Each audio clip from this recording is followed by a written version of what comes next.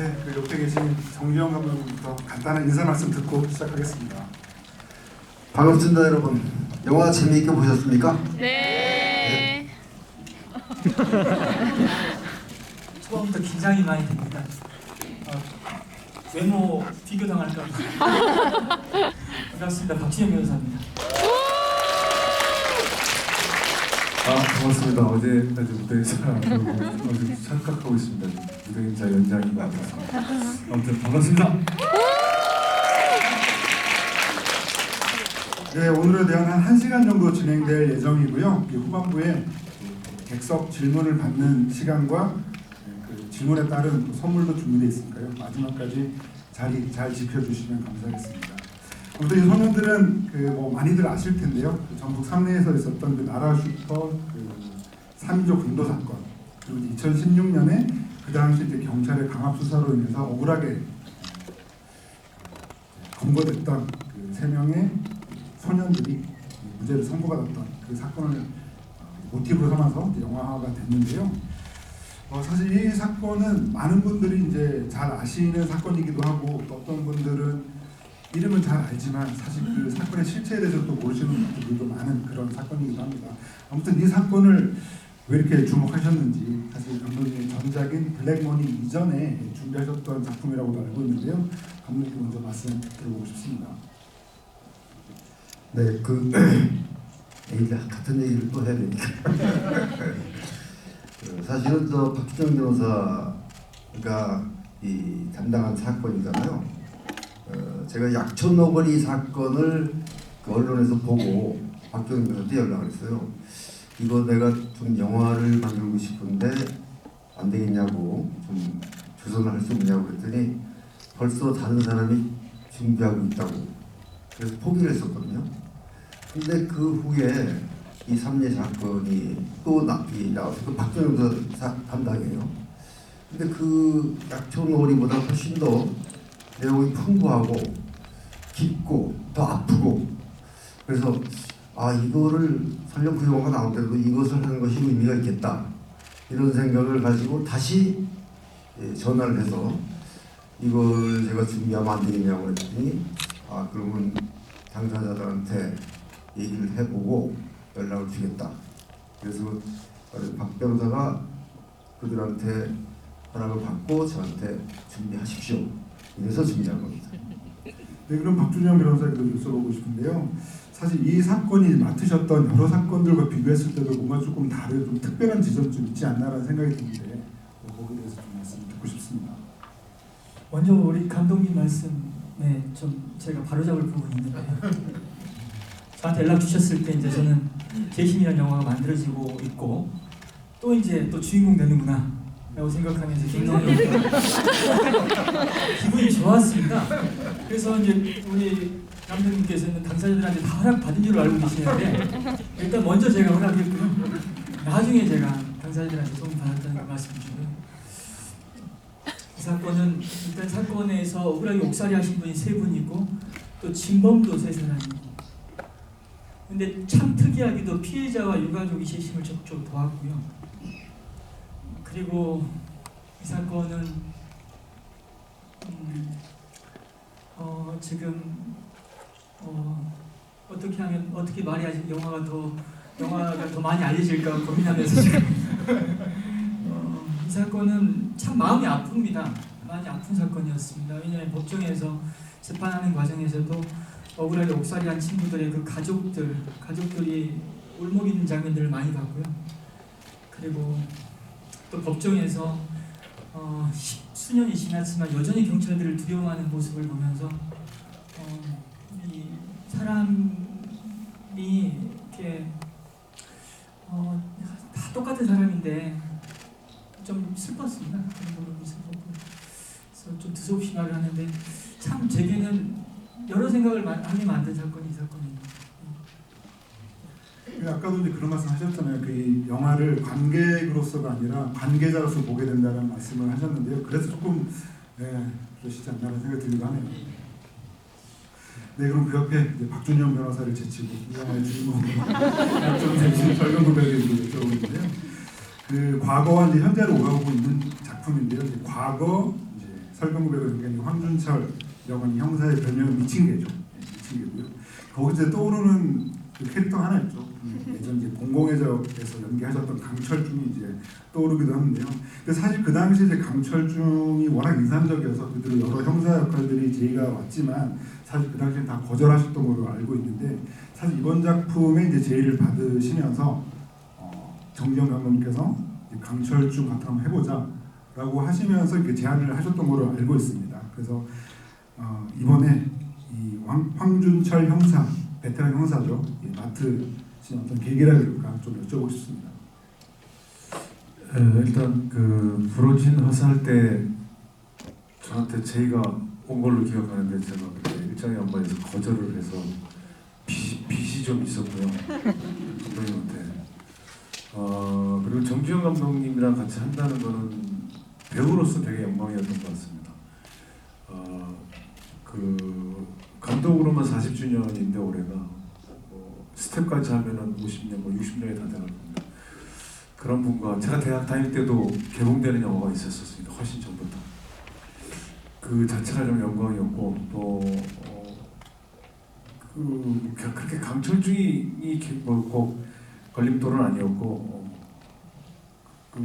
제가 감독 영화 중에 좋아하는 영화가 또 아이러니 도 부러진 화살이거든요. 그래서 이런 분이라면 실화라는 작품을 손대기가 참 쉽지가 않습니다. 정말 훼손시킬까봐 전에 소원이라는 영화를 찍을 때 이준익 감독님 표현을 하시기에 이 어항에 이렇게 정말 예민한 물고기를 담아서 진짜 흔들리지 않게 운반해야 되는 그런 느낌으로 만들어야 된다는 말씀하신 게 금방 생각이 나는데 되게 조심스럽습니다. 그래서 이거를 다루고 있다는 게 아니라 이 소재를 갖고 정확하게 전달할 수 있는 분이 그렇게 많지 않다고 생각합니다. 정주영 감독님이어서 그 믿음으로 하게 됩니다. 정지영 감독님께 여쭤보면 이번 영화에 했던 주인공, 그러니까 사실은 어떤 실제 사건을 모티브로 삼아서 영화할 때 주인공을 어떤 캐릭터로 하느냐도 되게 중요하다고 할 수가 있겠는데요. 그러면 이 황준철이라고 하는 이 정의로운 형사, 그러니까 따지면 그 실화 사건에서는 그렇게 좀 도드라지지 않았던 이 형사를 주인공으로 내세운 이유가 무엇이었을까 궁금해지긴 합니다. 우선 이번 사건의 주인공을 박준영 변호사가 주인공이거든요. 근데 처음부터 제외시켰어요. 재심을 보니까 거기에 박준영 변호사 주인공을 하더라고요. 그래서 그러면 이 사건을 처음부터 끝까지 쭉 끌고 가는 사람이 필요한데 이 사건이 처음에 문제가 돼서 재심 이기는 데까지는 여러 사람들이 관여를 해요. 마지막에 이제 박준영 변호사가 그걸 맡아서 끝까지 간 건데 말하자면 엄격히 얘기하면 이제 주인공이 맞아요. 맡기는. 그런데 이걸 일관성 있게 처음에 힘있게 끌고 가는 사람이 필요하다는 생각을 했어요. 영화적 재미를 위해서. 물론 재미도 재미지만은 이 당국과 싸워야 되니까 상부와 싸워야 되잖아요. 그러니까 제가 형사반장을 생각하면서 강쪽 주인을 당연히 생각했죠. 센 형사. 근데 강철 주인은 그때 젊을 때잖아요. 그래서 젊을 때니까 폭력이 좀 셌고 여기서는 형사반장까지 됐으니까 괜찮은 성장한 강철중이다 이렇게 생각을 했는데 왜 그러면 그 형사반장을 선택을 했느냐? 바로 약촌오거리 사건의 사건을 처음부터 끝까지 쭉 밀고 나가서 해결하는 사람이 황상만 형사반장이라고 있습니다. 근데 그 사람은 영화 재심에 한 30초 나와요. 그래서 여기서 인물을 끌어오면 되겠다. 그래서 박준영 변호사한테 허락을 받았어요. 제가 이 사람을 여기 영화에 끌어서 쓰겠다. 주인공으로 삼겠다. 그랬더니 흔쾌히 허락을 하더라고요. 깜짝 놀랐어요. 왜 나를 안 쓰느냐고 그러니까 건너는데.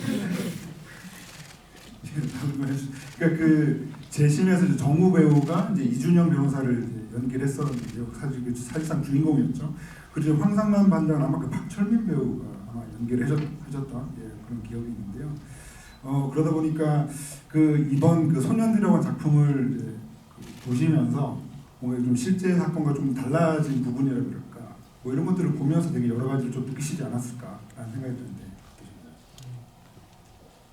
먼저 저는 그 영화 재심 당시에 그 제 주변 분들이 제 역할을 맡았던 배우 정우 얼굴 나올 때마다 그 네 얼굴이 겹치면서 집중이 안 됐다고 그런 얘기를 너무 많이 들었어요. 소녀들이란 영화를 제가 이제 강연장에서 많이 알리면서 걱정하지 마시라고, 이번에는 변호사가 주인공 아니다고. 그러니까 다들 좋아하시더라고요. 전혀 불만이 없고, 아무래도 저는 객관적인 입장에서 영화를 보기는 어려웠습니다. 실제 사건이 어떻게 그려지는지, 또 어떻게 각색되는지, 또 사건 관계자분들이 이제 시사회에 다 오셨는데 그분들이 어떻게 영화를 보게 될지 그렇게 보다 보니까 이제 집중을 초반에는 못했고요. 중반 이후부터는 이제 집중할 수 있었던 것은 이제 점점 보니까 옛날 이제 추억들이 이제 다시 되살아나는 느낌, 그리고 실제 사건에서는 아쉬웠던 부분들이 발인대로 정리되는 부분들이 사실 있었거든요. 그래서 그런 부분들을 보면서 문화와 예술이라는 것은 사실을 진실로 만드는 거구나라는 걸 그때 또 영화 보면서 느꼈습니다. 그래서 저는 참 잘 들었습니다. 그 황상면 반장님이 그 사전에 시상에서 보신 거로 알고 있는데 굉장히 이 작품 보시면서 되게 좋아하셨거든요. 어떠십니까? 영화 재심 개봉될 당시에 시사회에 황 반장님과 저를 함께 초대했습니다. 영화제에서 굉장히 실수를 한 거죠. 저는 끝까지 제가 주인공이었고 그래서 기분 좋았는데 옆에 황 반장님 얼굴 보니까 굉장히 심각했고, 끝나자마자 저를 보면서 하시는 얘기가 영화를 어떻게 이렇게 만들 수가 있나, 영화 상영금지 가처분 들어가야 될 것 같다고 그런 얘기가 나올 정도로 하셨는데 이번에는 뭐 주인공이시니까 기분 좋아하셨죠. 이제 약촌 오거리 사건 이제 황상만 반장님이 그 이번 작품 황준철의 어떤 모델이다라는 얘기를 좀 많이 해야 될 것 같은데요. 이제 설경 배우 이제 여쭤보면 이제 아까 부러진 화살 얘기를 하셨는데 최근에 이제 그 정지영 감독의 작품들 중에서는 어떤 그 센 캐릭터, 뭔가 좀 쾌감을 주는 캐릭터라는 측면에서 이제 부러진 화살과 이 작품 좀 닮아 있는 점이 있는데 비슷한 대사가 있었던 것 같아요. 부러진 화살에서는 이제 안성미 배우가 이게 무슨 재판입니까 개판이지 이런 대사처럼 여기서는 또 황준철 그 형사가 뭐 그런 얘기 하자면 이게 무슨 수사냐 똥이지 그런 대사를 내뱉을 때 그 쾌감이 분명히 있는데요. 그리고 또 여러 인터뷰를 찾아보면 이번 작품을 하시면서 뭔가 모처럼 되게 내지르는 그런 연기를 할 수 있어서 되게 좋았다는 얘기를 해주셔서 그런 부분들도 조금 여쭤보고 싶습니다. 지나고 나니까 어저께 무대 인사하면서도 감독님 젊었을 때 좀 더 때려부시고 그 큰 통창도 막 부시고 나오고 막 더 통쾌하게 사고를 치고 막 그랬었어야 했나요? 라고 말씀드렸었는데 어제 그러면 이게 또 실제가 훼손될까봐 좀 조심스러웠다라고 말씀하시더라고요. 그래서 다 못 본 것 같아요. 좀 아직은 이 소녀들을 통해서 그 황상만 그 형사반장님 얘기를 잠깐 또 다른 얘기를 돌리자 말씀드리자면 전주에서 이제 시사회 끝나고 제 손을 이렇게 놓질 않으시더라고요. 너무 좋으셔서 복수할 것도 아닌데 박준영 변호사한테 복수했다고. 이게 무슨 복수거리입니까 이게. 황상남 형사반장님은 자기가 드디어 한을 풀었다면서 영화는 별로 관심 없으시고 본인이 어떻게 나왔나가 보고 농담이고요. 되게 좋아하셨습니다. 이거 말씀하신 것처럼 그 전주에서 있었던 시사회 때 그 세 분 모두 이제 참석하셨던 걸로 알고 있고 그 자리에는 사건에 이제 뭐 관계자분들이 대거 참석하셨던 걸로 알고 있는데 그때 그 시사회 얘기를 조금 들어볼 수 있을까요?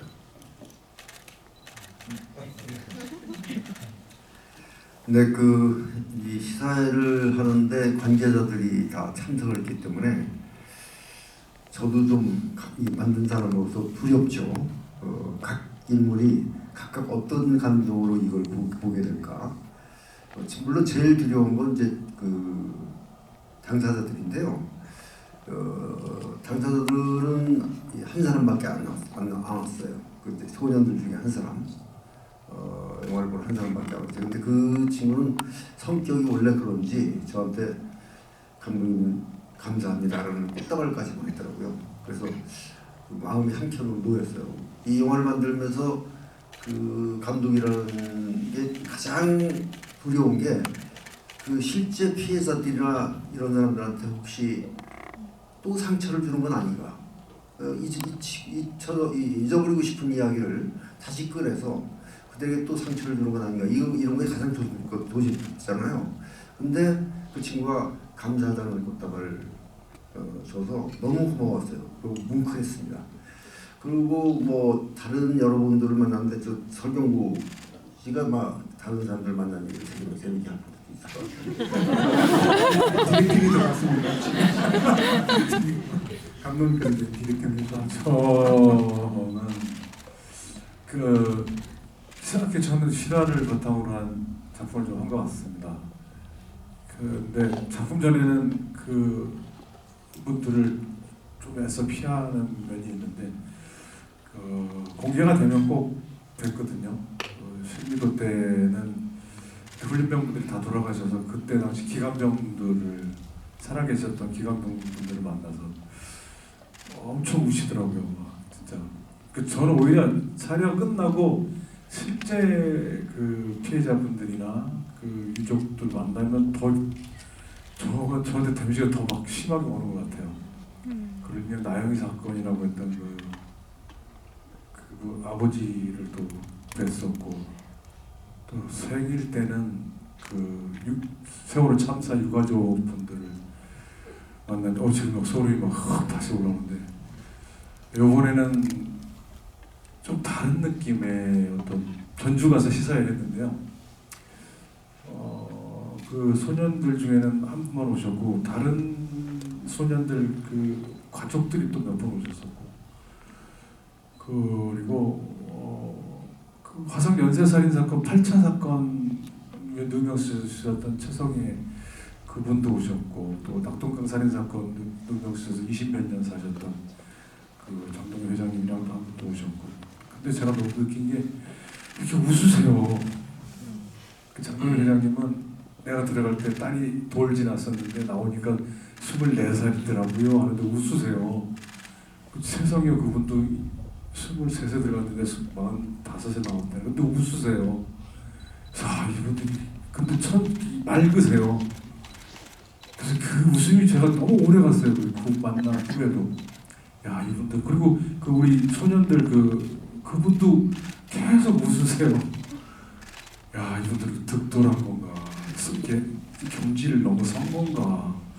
하는 생각이 들 정도로 되게 좀 다른 느낌의 만남이었던 것 같아요. 되게 묘했어요. 우리 황 반장님도 계속 웃으셨어요. 다른 의미로. 되게 묘한 그 시사회 후기였습니다. 지금도 되게 오래 각인돼서 가고 있어요. 지금 생각이. 그런데 박준영 변호사님께 여쭤보면 그 이제 이 영화는 그 사건 이제 발생 17년 만에 이제 그 무죄를 선고받는 걸로 이렇게 마무리가 되는데 그 혹시 이제 관계자로서 혹시 그 이후에 좀 얘기를 조금 아시는지 조금 여쭤보고 싶습니다. 먼저 이제 저도 이제 사건을 변호할 때는 법정에서도 변호하지만 법정 밖에서도 변호하거든요. 세 친구 중에서 이제 한 친구고 두 친구가 못 온 이유는 한 친구는 결혼했습니다. 결혼해서 아이를 이제 키우고 있고 근데 우리 재수 씨가 이 사건으로 이제 TV나 다른 매체를 통해서 또 나오는 걸 상당히 부담스러워합니다. 그래서 못 왔고요. 다른 한 친구는 이제 직장 때문에 못 왔습니다. 그래서 그 가족들이 왔습니다. 사실상 이 영화 제작 과정에서 영화사 또 제작사에서 저희 그 억울하게 옥살이 하신 분들 그리고 피해자 유가족 황단장님까지 많은 배려를 했습니다. 그래서 영화가 잘 되는 데 있어서 많이 우리가 도와야 된다는 생각은 계속 갖고 있고요. 그런 말씀 드리고 싶고 영화 속 대사 중에서 무죄 받아서 결혼해야지라는 대사가 있습니다. 무죄 받아서 결혼했습니다. 그래서 그 대사가 너무 마음에 들었습니다. 결혼했고요. 무죄 받고 나서 집도 샀습니다. 두 사람 집 샀고 한 사람 지금 돈을 딴 데 쓴 것 같습니다.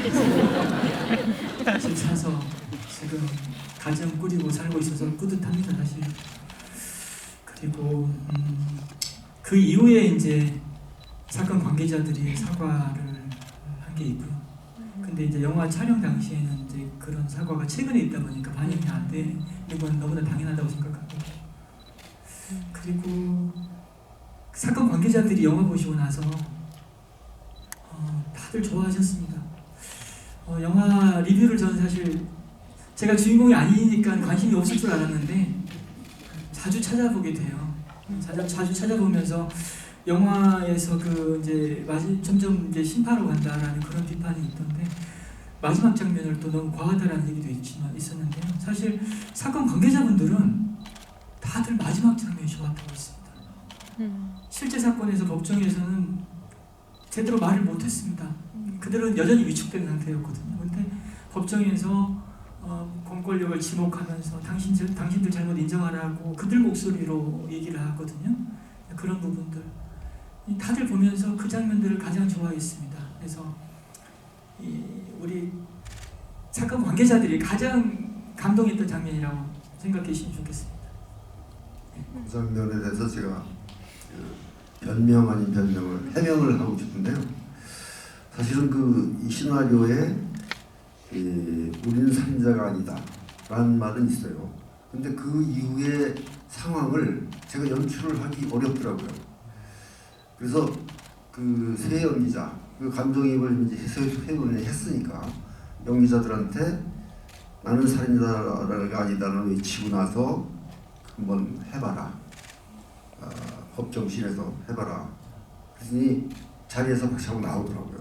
나오더니 계속 부르짖는데 객석에서 박수를 치더라고요. 또 그 방청석에서. 그러면서 나쁜 형사들은 빠져나가고 계속 그렇게 하는 걸 끝까지 지켜봤어요. 그리고 제가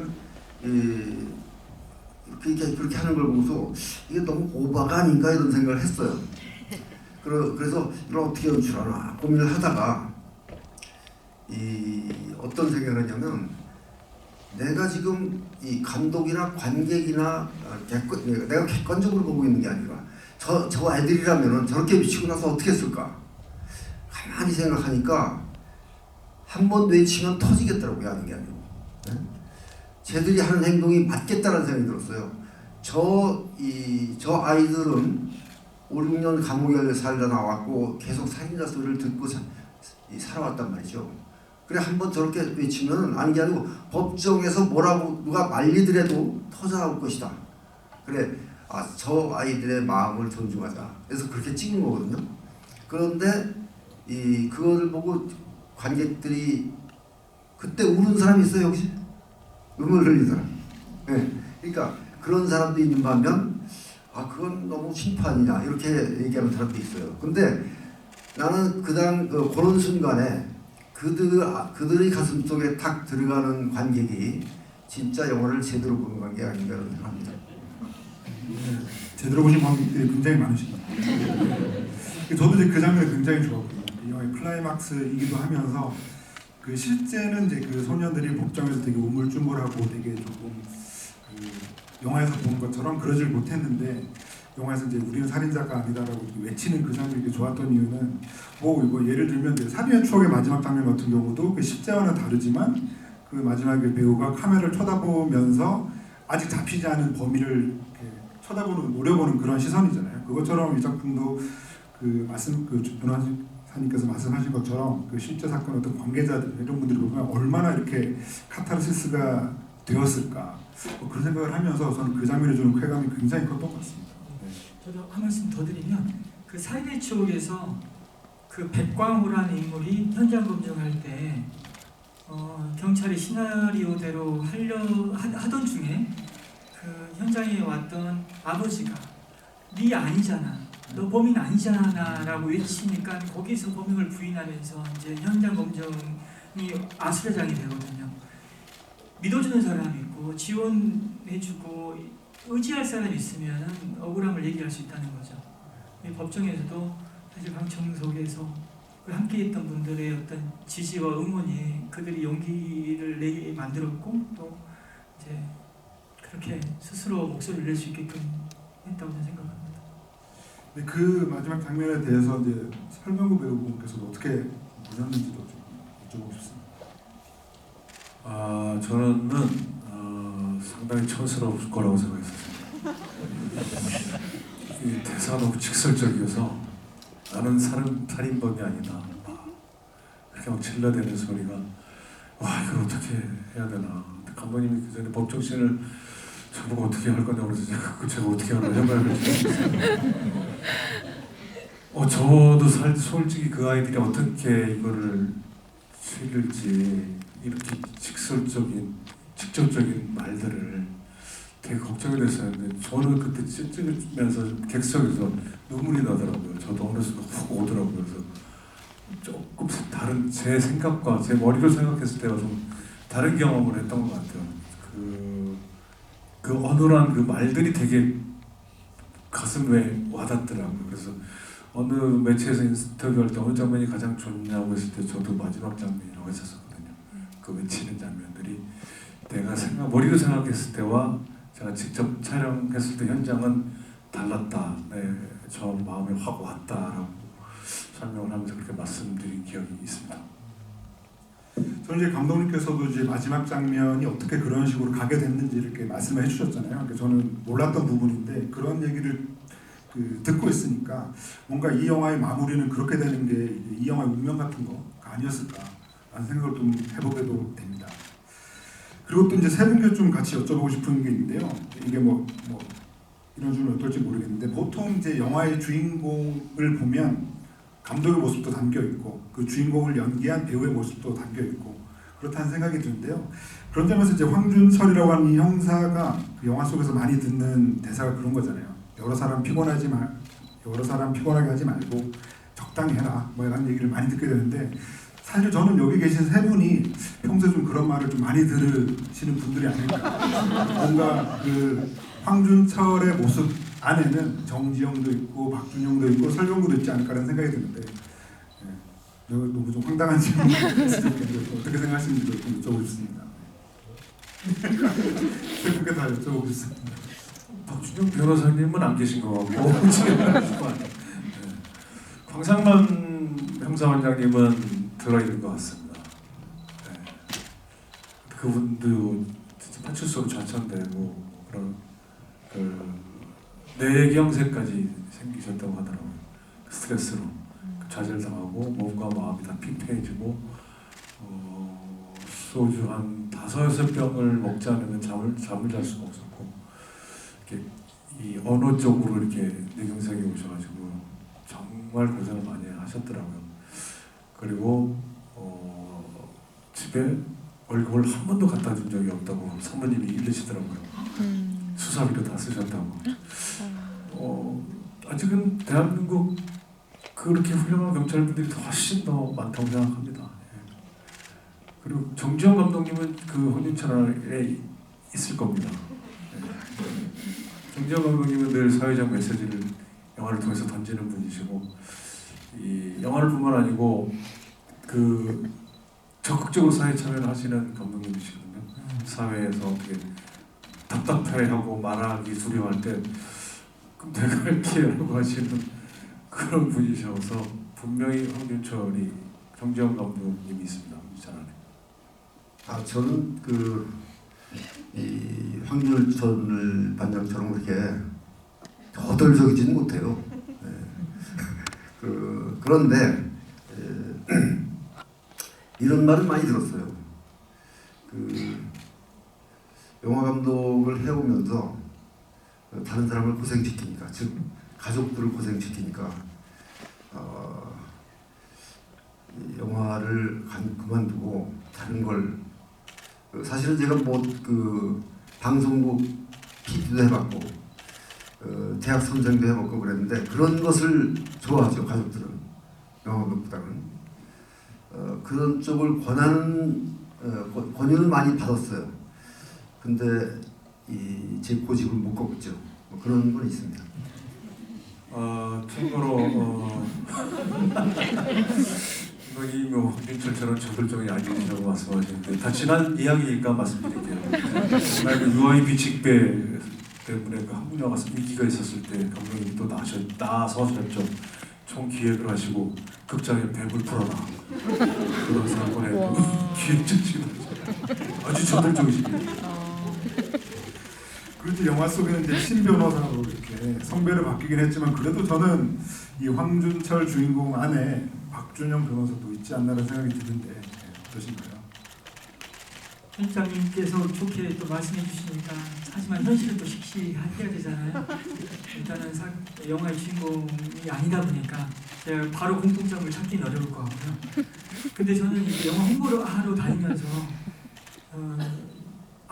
내가 앞으로 닮아가야겠구나 생각하는 부분들이 있었습니다. 정기영 감독님은 1946년생이신데 저희 아버님이 1947년생이시네요.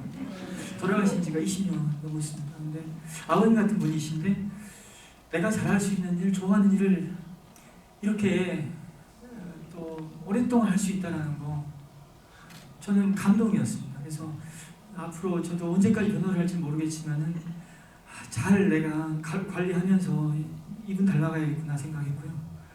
설경구 배우님 영화는 제가 많이 봤습니다. 이번에도 연기 너무 감명 깊게 봤죠. 최선을 다하고 진정성 있는 모습. 사실 변호인한테 가장 요구되는 부분이거든요. 그래서 이런 부분들도 사실 말 잘하고 있죠. 앞으로 닮아가고 싶은 모습입니다.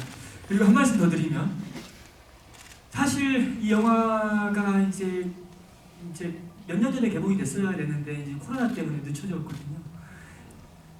늦춰지다 보니까 저 같은 경우에는 일찍 개봉했으면 많이 서운했을 것 같아요. 근데 지금 많이 유명해져가지고 내가 주인공이 아니더라도 그렇게 섭섭하지 않습니다. 그걸 저 너무 반복적으로 네, 그러면 이제 설명 배우를 여쭤보고 싶은데 오늘 이제 그 들고 계신 거 보니까 꼭 들고 계신 거 계시고 팬들이 많이 계신데 설경구라고 하는 배우는 사실 이론의 여지가 없는 한국을 대표하는 대배우신데요. 그런 가운데 이제 불안당 이제 한재호를 연기를 하면서 또 완전히 또 새로운 모습을 보여주시고 또 그러다가 자산오버의 이제 정약전 같은 모습도 보여주시고 그리고 또 예전의 모습을 살짝 잊어갈 때쯤 강철중을 떠올리게 하는 또 이 소년들의 황준철을 연기하시면서 그야말로 저는 뭐라 그럴까 그냥 전성기라고 하는 말을 표현을 쓰기 힘들 정도로 매번 새로운 모습이 갱신하고 있다는 생각이 드는데요. 그래서 아까도 살짝 말씀해 주셨지만 이제 세월호 참사를 바탕으로 했던 이제 생이라는 작품도 있었고 또 우리 익히 알고 있는 조두순 사건을 모티브로 삼은 그 소원이라고 하는 작품도 있었죠. 그리고 조금 결이 다르긴 하지만 이 킹메이커라고 하는 작품도 있었고요.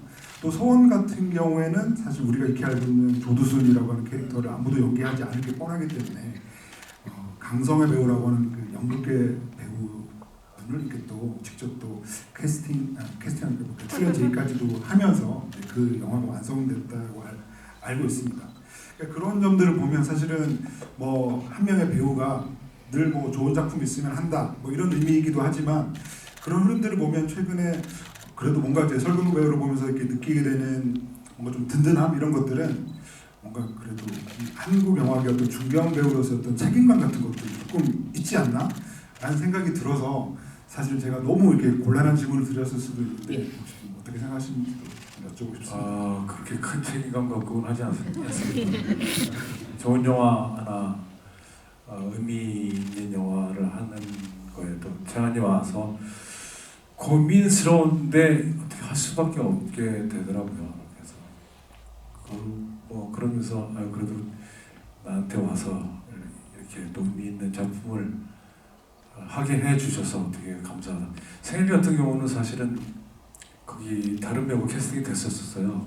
그 배우가 저한테 그거 하게 됐다고 저한테 얘기까지 했었고 갑자기 저한테 연락이 와가지고 못하게 돼서 느닷없이 네가 해야 된다고 저 못한다고 지금 촬영하고 있는 게 반도 못 끝났는데 어떻게 하냐. 근데 이상돈 감독님 회사였거든요. 그러니까 저랑 개인적으로 친하다 보니까 급하니까 이제 저한테 온 거였었어요.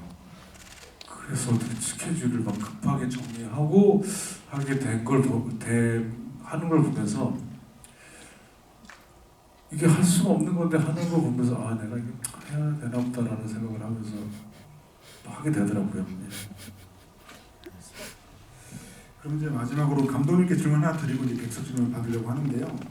아까 이제 감독님께서 이 작품을 택하신 이유 중에 하나가 굉장히 풍부한 이야기를 담고 있는 영화다라는 말씀을 해주셨는데요. 그런 점에서 저는 이 작품을 한 2번 봤는데 그 볼 때마다 이 작품이 얘기하고자 하는 어떤 바라기랄까 이런 것들이 정말 사람마다 다 제각각 느낄 정도로 굉장히 풍부한 사건이라는 생각이 이제 드는 것 같아요.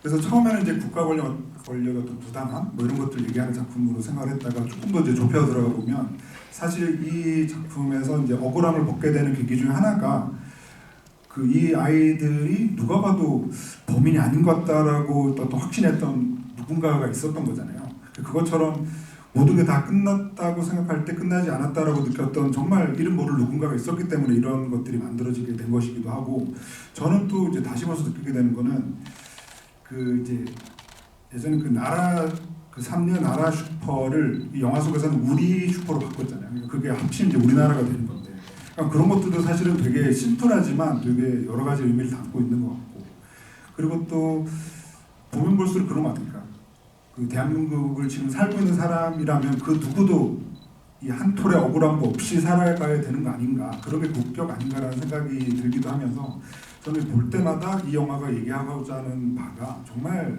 보시는 관객 저마다 다 다르게 느낄 것 같다는 생각이 드는데요. 그런 점에서 이제 감독님께서는 그래도 이 작품을 되게 여러 번 보시고 그 처음에 생각했던 대로 이제 영화를 만들어 가시고 또 관객들의 반응을 보시고 그러면서 그래도 이 영화에서 어떤 점 하나는 그래도 좀 관객이 좀 알았으면 좋겠다라고 생각하시는 게 있으신지 좀 여쭤보고 싶습니다. 네, 이 주성철 기자가 잘 얘기를 해준 것 같은데 그 처음에 이 영화를 시나리오를 쓸 때 시나리오의 가짜제 그러니까 정하지 않은 가제로 고발이라고 했어요. 고발 영화잖아요, 그죠? 고발. 근데 이 고발은 뭔가 모자라요. 시나리오를 다 쓰고 나서도 고민을 하고 이것을 제목을 뭘로 정할까 하고 논의를 하다가 누군가가 소년들 어때 그래요. 그래서 그게 너무 금방 파고더라고요. 이게 무슨 말이냐면은 이 영화가 그냥 고발 영화가 아니라는 생각이 든 거예요. 이 소년들은 가난하고 못 배우고 무지한 소년들이잖아요. 근데 우리 사회가 그들을 범인으로 지목했을 때 당연히 그들은 범인일 것이라고 생각했을 거예요. 거의 모든 사람들이. 지금 우리가 그렇게 살고 있는 게 아니라 그들이 이 보통 사람보다 못하다고 해서 단지 못 살고 또 가난하다고 해서 아 쟤들은 잠재적으로 범죄할 수 있는 아이들이라고 생각하지 않았을까 이런 생각이 들었어요. 이거는 우리가 뭐 조금 심하게 얘기하면 신자유주의 시대에 살면서 남을 밟고 일어서서 이기면 된다라는 그런 인식이 거의 당연시된 사회에서 그런 아이들은 아 쟤들은 원래 못나고 쟤도 이 사회에 필요도 없는 아이들이야 이렇게 생각하고 있는 게 아닌가 이런 이야기를 반드시 여기에 담아야 된다 이런 생각을 하는 겁니다. 네, 그러면 객석 질문 받아보려고 하는데요. 손 들어주시면은 마이크 전달드리겠습니다. 여기 두 번째 줄 앉아서. 감독님께 여쭤보고 싶은 게 있는데 그 제목이 소년들인 만큼 그 소년들의 과거와 현재가 겹쳐지는 장면들이 많이 연출됐었는데요. 저는 그 장면들 보면서 뭔가 이 제목이 완성된 느낌이었고 그리고 소년들이 그 억울했던 그 감정들이 뭔가 저한테도 와닿는 부분이었어요. 특히 그 마지막에 사진 찍을 때 소년들의 모습으로 바뀌면서 그 부분이 저한테 조금 인상 깊었는데 어떻게 이렇게 과거와 현재를 겹치게 연출하시는지 좀 궁금해서 여쭤봅니다. 정확하게 질문이? 과거와 현재를 이제 오가게 하는 설정. 네, 아, 그런 예. 설정을 어떻게 만드나요? 여러분 이 설경구 씨가 애들을 재심해봐야 지는 거니까 재심하지 말으라고 얘기하고 내가 한번 애들을 설득해 보겠다. 걔들한테 상처를 안 주는 방법은 재심을 포기하는 거다. 이러고 가서 점심을 먹잖아요. 야외에 가서 닭고기를 사주면서 설득하려고 갔다가 결국 그들한테 그들이 이 설득 안 당한 게 아니라 그들한테 설득을 당한 거죠. 왜냐하면은 그들의 모습을 보면서 소년들의 모습을 생각한 거죠. 옛날에 자기가 걔를 감옥에 찾아가서 했는데 막 울던 모습. 그래서 아무 말 없이 바로 이 파출소장이 그 신상조회를 하는 불법인데 들어가서 신범을 찾아내서 연락하는 거잖아요. 네. 그런 것들이 상당히 중요하다고 생각했고 마지막 장면도 아이들이 그러니까 지금 30대가 됐지만은 다시 그 소년들로 돌아가서 정상적으로 이렇게 살아왔으면 싶은 그런 생각을 가지고 그렇게 매칭을 시킨 겁니다. 네, 또 다음 분이 받겠습니다. 저기 제일 앞에 흔들고 계십니다. 설경구 배우님께 질문 있는데요. 필모 중에 경찰 캐릭터들이 여러 번 있잖아요. 뭐 감시자들이나 경찰중이나 그리고 소년들까지 해서 어떤 경찰 캐릭터가 배우님이랑 제일 닮고 어떤 경찰 캐릭터가 배우님이랑 제일 성격적인 면이나 그런 캐릭터적인 면에서 안 닮았는지 알려주세요. 저 다 안 닮았는데요. 제가 그렇게 막 폭력적이지도 않고 이 감시자들처럼 그 원장처럼 이렇게 막 이렇게 되게 딱 이렇게 쫙 이러지도 못하고 꼼꼼하지도 못하고 저는 제 닮은 경찰 캐릭터는 저랑 닮은 캐릭터가 없는 것 같아요. 여태까지 했던 캐릭터 중에 연기한 것 같아요. 또 질문 받겠습니다. 여기 네 번째 줄.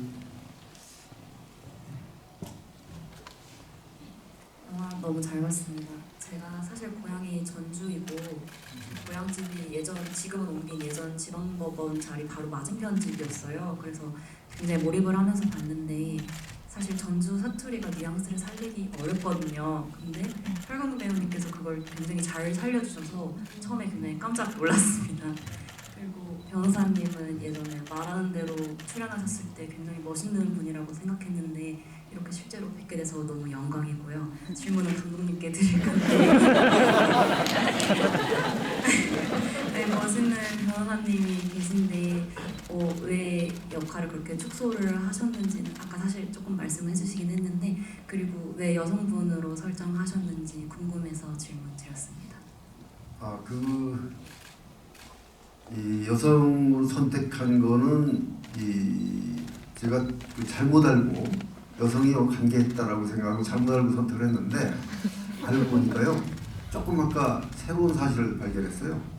박준영 변호사랑 같이 일한 변호사가 여성이에요. 그리고 이름도 성도 신지고. 그러니까 말하자면 이제 결과적으로 말하면 박준영 변호사는 재심에서 나왔으니까 보내고 이번에 열심히 일한 이 영화를 위해서 이 사건을 위해서 열심히 일한 소수를 변호사로 승격시켜서 출연시키자. 결론이 이렇게 됐습니다. 여기 인사 한번 하시죠. 여기 변호사님.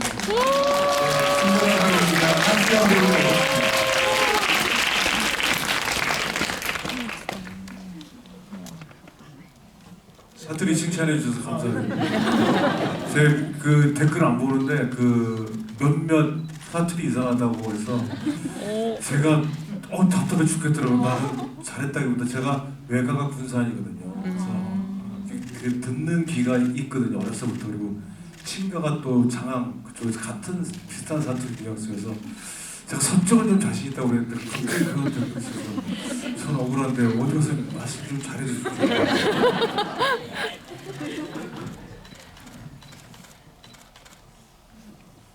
저는 사건의 변호인이다 보니까 결과가 이제 잘 나오면 이제 모든 공은 다 제게로 오더라고요. 그래서 근데 이 사건 같은 경우에는 1999년에 발생했던 사건인데 2016년에 무죄 판결 그리고 그 이후에 이제 국가배상에 이르기까지 참 많은 분들이 도와주셨거든요.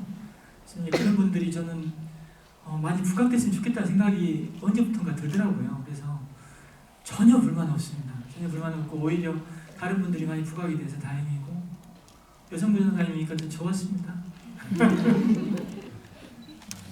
네, 또 여쭤좀 받겠습니다. 여기 두 번째. 저는 변호사님께 질문 드리고 싶은데요. 여기서 이제 영화에서 진경 배우님이 맡으셨던 그 피해자 그분도 이제 어떻게 보면 누명을 쓴 소년들도 피해자지만 그분도 이제 피해자시잖아요. 그래서 그분도 되게 힘든 시간을 보내셨을 거고 되게 트라우마 같은 게 가족을 어쨌든 바로 잃으신 거니까 그랬을 텐데 이렇게 재판에 도움 주셨다고 많이 주신 걸로 기사에서 봤거든요. 그리고 작년인가 그 주임 검사였던 그 변호사분 만나는 기사를 제가 작년에 본 것 같아요. 네. 그리고 그 진범도 용서하셨다고 그 이야기를 기사에서 본 것 같아서 그분도 진짜 대단하다고 생각했거든요. 되게 힘드셨을 텐데 그래서 좀 그분도 영화 보셨는지 그런 것도 좀 궁금하고 그분에 대한 이야기도 조금 해주시면 감사하겠습니다. 1999년 2월에 발생했던 사건인데요. 젊은 부부, 그 아주머니 그리고 남편 5살짜리 아이가 잠을 자고 있던 방이 있었고 할머니가 잠을 자고 있던 방이 있었습니다. 근데 그 강도들이 이제 젊은 부부가 잠을 자고 있던 방에 침입해서 아주머니 목덜미에 흉기를 들이댈 때 움직이면 죽인다고 했었거든요. 그때 가장 걱정했던 상황은 옆에서 잠을 자고 있던 그 5살짜리 아들이 계속 울면 안 되잖아요. 그래서 그 어둠을 더듬어서 아이를 끌어안고 고통의 시간을 보냈습니다. 근데 다행히 아이는 깨지 않았습니다. 옆방에 할머니가 돌아가셨죠. 고모 할머니입니다. 사실은 남편의 고모였습니다. 근데 그 사건 이후에 이제 밤길 혼자 못 다는 예고 또 엘리베이터도 혼자 못 타는 트라우마 속에 살아요. 근데 이분은 2000년에 진범에 대한 제보가 있었을 때 재심을 적극 도왔었습니다. 재심 법정에 탄원서를 제출하고 적극 도왔는데 좌절을 경험했지 않습니까? 그러고 나서 한 10수년이 지나서 제가 찾아갔을 때는 다시 나선다는 게 두렵고 힘들다라고 했습니다. 처음에는. 그래서 제가 좀 고민을 해보겠다라고 했는데 그 당시에 5살짜리 아이가 이제 장성을 했잖아요. 근데 그 아들한테 네가 깨지 않아서 너는 기억을 못할 거다. 근데 그때 그런 일이 있었다. 근데 지금 변호사가 찾아와가지고 도와달라고 하는데 어떻게 했으면 좋겠냐 엄마가. 당연히 도와줘야지. 엄마가 나서야지 당연히. 그래서 이제 아들이 힘이 돼가지고 다시 도와주셨고요. 사실 진범은 정말 죄책감이 많이 시달렸습니다. 풀려날 때만 해도 기분 좋았다고 해요. 하지만 죄책감 때문에 굉장히 괴로웠어요. 그리고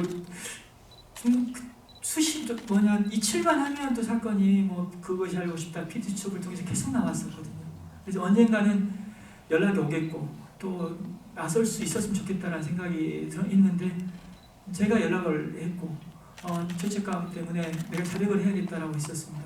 근데 법정에 나오고 그 진범이 피해자와 유가족을 찾는다는 건 쉽지 않은 일이죠.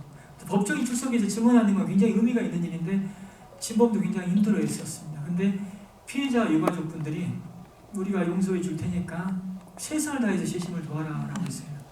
그래서 이 사건에서 저는 이 사건은 피해자 유가족이 재심이라는 이 정의로움을 저는 만들었다고 저는 생각하고 있습니다. 그리고 그날 시사회 때 그 진경 역할이 실제 모델인 그 최성대 사모님 오셨죠? 다 아들하고 같이 왔습니다. 그 아들은 이제 작은 아들입니다.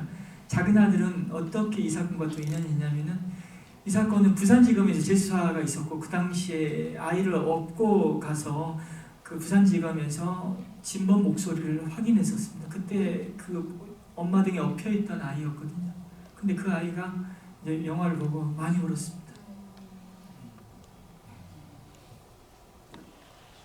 네, 또 다음 질문 받겠습니다. 저기 마스크 쓰시고 모자 쓰신 분들. 예. 영화 보면서 저기 이게 극을 이끌어 나가는 건 이제 주연 배우님이시지만 영화를 탄탄하게 하는 거는 이제 그 주연 배우님 외에 이제 다른 조연 배우님들의 역할이 강하잖아요. 개인적으로 이제 허성태 배우님 보면서 아 이분이 악역으로 주로 나오다 보니까 이게 언제 배신을 하나 약간 이런 마음이 들었거든요. 그래서 마지막 공판장에서 이제 그 유준상 배우님 만나면서 나올 때 아 드디어 여기서 뭐가 이루어지는구나 했는데 끝까지 이제 배신을 때리지 않고 약간 반전 아닌 반전을 개인적으로 좀 겪었어요.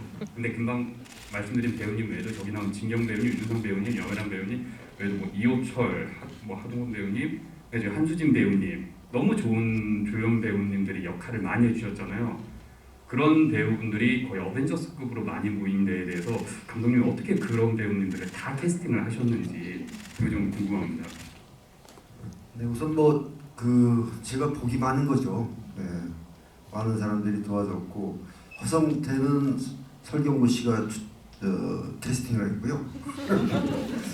그리고 조진웅 씨는 이 주연급 배우가 작은 역할에 기꺼이 특별 출연을 해주셨고 덧붙여 말하면요, 대한민국 연기자들이 요즘 연기를 참 잘해요. 나는 그새 속으로 감탄해요. 옛날에는 제가 80년대부터 이 영화를 했거든요. 쓸 사람이 안성기밖에 없었어요.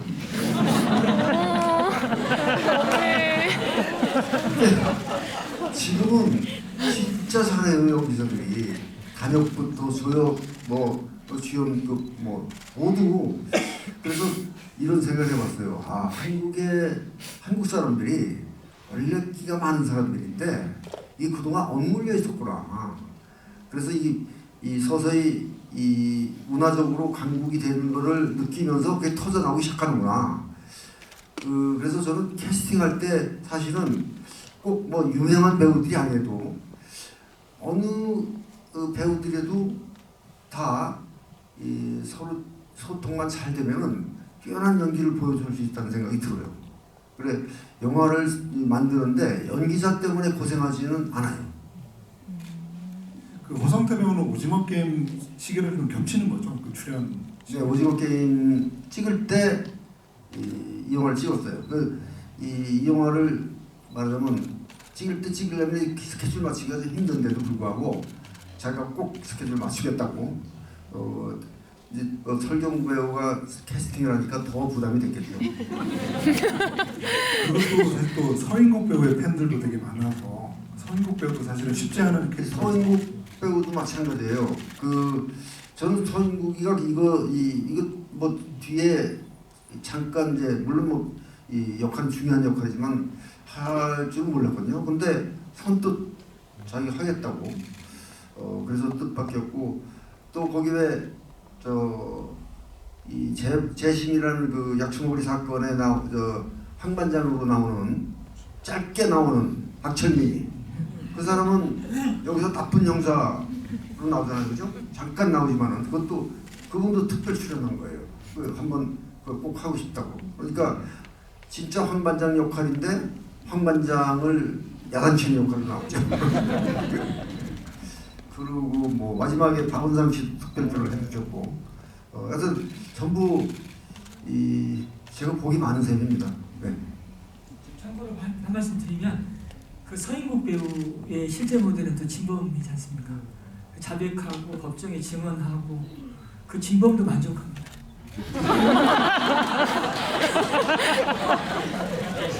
정말 모두를 만족시키는.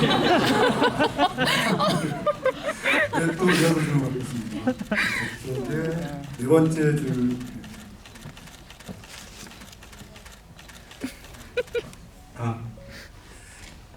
영화 보면서 마음이 아팠다가 또 기뻤다가 그래서 그런 밸런스가 되게 잘 만들어진 영화라고 생각하고요.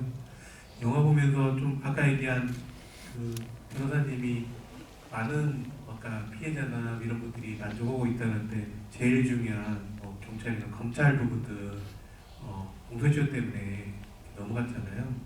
그래서 저도 아까 보니까 수사기법에 대한 부분들이 몇 가지가 나왔었거든요. 아까 재연할 때나 이 수사기법이라고 엘리베이터에서 갈라보다가 문 닫고 기다렸던 아까 하원 반장님도 계셨고, 그렇다면 아까 이제 경찰이나 검찰 부분들은 그런 범위를 만들어서 총국 승진을 했잖아요. 근데 그분들이 한 번만 그랬을까, 뭐 개인적으로 그분들을 어떻게 하면 벌 주고 싶을까 이런 생각하면서 한 번이 아니라 그런 사건들이 많이 만들어지지 않았을까, 그런 개연성이 좀 생각이 나는 거예요. 그 부분에 대해서 혹시 변호사님 혹시 고민한 게 있는지 이게 궁금하고, 또 짧게 얘기하면 딴 때는 배우님이나 옆에 계신 분들이 옷을 잘 입으시고 감독님이 조금 허러먹게 입고 있어요.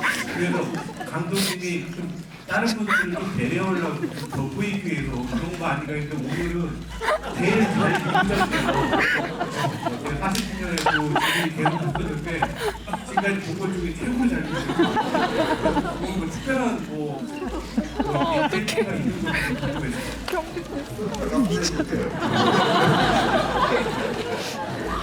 제가 이런 모습은 1년에 한두 번밖에 못 보여줍니다.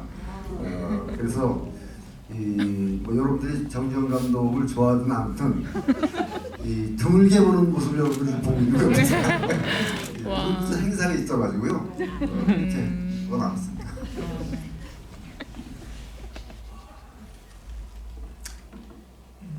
우리 사회에서 사과와 반성, 용서와 화해라는 가치가 너무 힘을 잃어간다는 생각이 들어서 이 사건 공권력 당사자라고 할 수 있는 이 판사, 검사의 사과를 요구했고, 그분들은 진정성이 온전하다라고 얘기하기는 어렵지만 사실은 하지만 사과를 했습니다. 그러다 보니까 저는 좀 약간 큰 틀에서 사건을 좀 보려고 해요. 이 사건 이제 영화의 이제 실제 사건에서는 어떤 일이 있었냐면은, 이 사건은 1999년 2월에 발생했던 사건입니다. 근데 대법원 판결이 1999년 10월경에 있었는데요. 그 즈음에 진범에 대한 제보가 사실 완주경찰서에 있었습니다. 제보를 받았는데 그들이 묵살했거든요. 그들이 잡아서 재판을 지금 받고 있는, 대법원 재판 중인 범인들이 있는데 진범을 잡아들인다. 그래서 정신 이상자, 금전을 노린 사람의 말도 안 되는 신고로 그냥 취급하면서 묵살해버렸습니다. 근데 제보했던 사람이 또 이 완주경찰서에서 제보는 안 되니까 부산지검에 제보를 했었습니다. 부산지검에서 1999년 말부터 2000년 초에 실제 진범에 대한 수사를 했습니다. 그리고 진범들이 그 당시 자백을 다 했고요. 굉장히 다각도로 이제 증거가 수집돼서 부산지검에서 이 사건을 기소했으면 이 사건은 이렇게까지 오랫동안 억울한 일로 기록될 이유가 하나도 없습니다. 근데 어떤 일이 발생하냐면은 부산지검에서 기소를 할 때쯤에 부산지검 검사장이 이 사건을 다시 전주로 보내라고 해버렸습니다.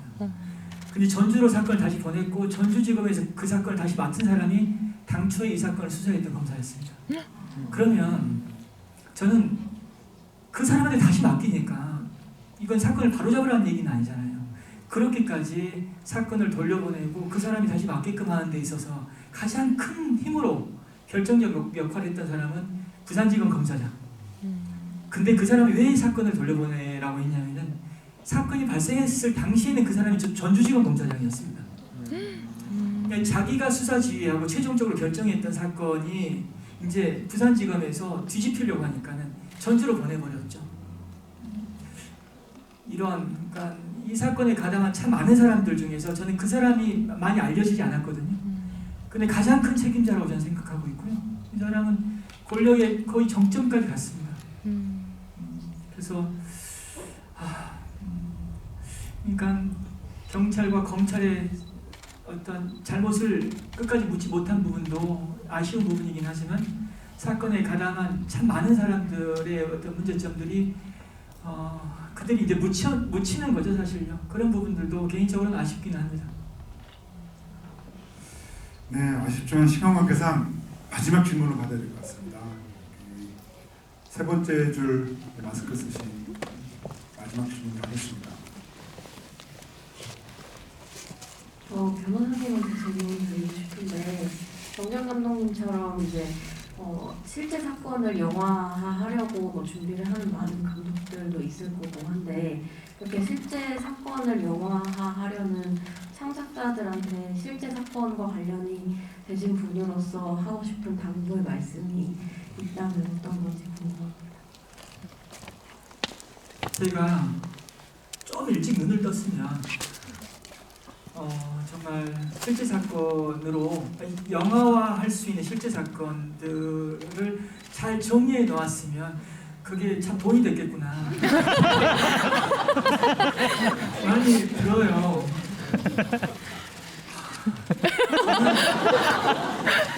근데 지금 준비를 하고 있습니다.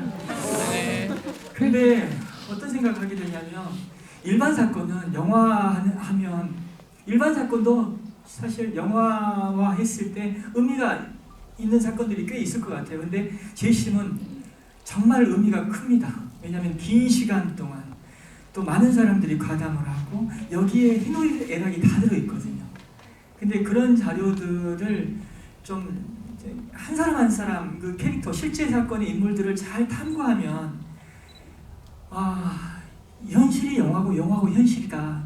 이게 맞는 말이구나라는 것을 충분히 느낄 수가 있습니다. 3년 사건 같은 경우도 참 많은 이야기들이 있고 근데 많은 이야기들을 또 영화를 또 잘 담아주셨다고 생각해요.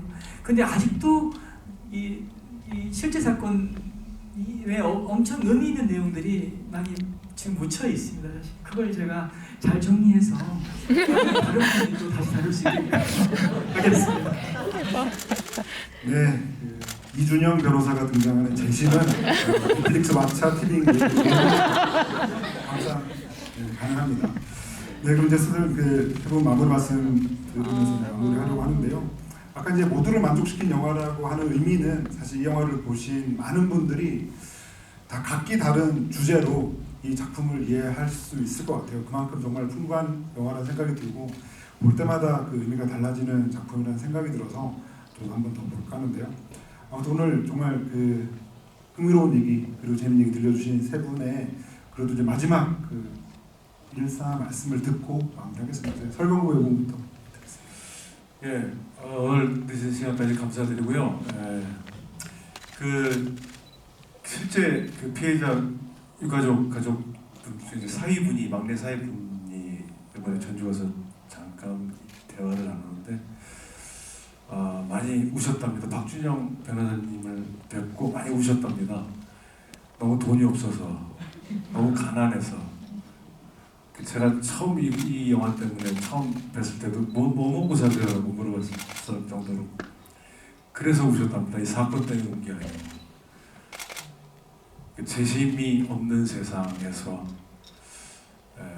박준영 변호사가 1번 사건 변호를 할 수 있는 그래서 돈도 벌 수 있는 그런 이런 자료 수집해서 돈 벌지 마시고 그런 좀 맑은 세상에 왔으면 좋겠습니다. 오늘 늦은 시간까지 너무 감사드리고요. 지금 오는데 바람도 엄청 불고 비도 엄청 내리고 내일부터 또 엄청 춥답니다. 집이 끝날 때보다 참 걱정인 게 조심히 들어가십시오. 네, 감사합니다.